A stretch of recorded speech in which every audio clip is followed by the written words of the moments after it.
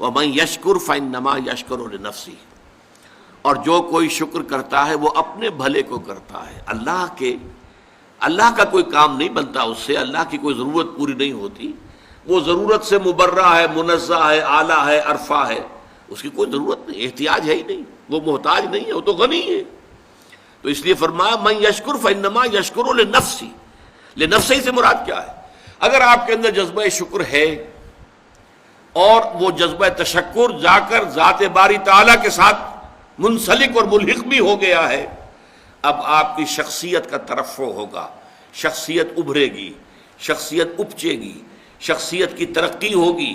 شخصیت میں ترفع پیدا ہوگا، بلندی آئے گی، تعمیر سیرت جسے کہتے ہیں، جسے اقبال تعمیر خود ہی کہتا ہے۔ صحیح معنی میں واقعتاً آپ ایک ایسے انسان بن سکیں گے کہ جن کے بارے میں قرآن نے کہا ہے کہ وَلَقَدْ خَلَقْنَا الْإِنسَانَ فِي أَحْسَنِ تَقْوِيمٍ، ہم نے انسان کو بہترین حساب پر پیدا کیا۔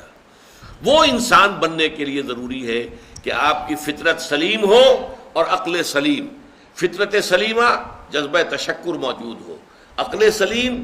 اصل محسن کو پہچان لے، اصل منعم کو پہچان لے، اور یہ منسلک ہو جائے پہ جذبہ تشکر ذات باری تعالیٰ کے ساتھ، تو اس کا بھلا تمہیں کو پہنچے گا،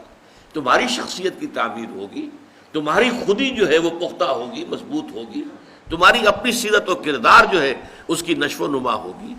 وَمَن يَشْكُرْ فَإِنَّمَا يَشْكُرُ لِنَفْسِهِ وَمَن كَفَرَ،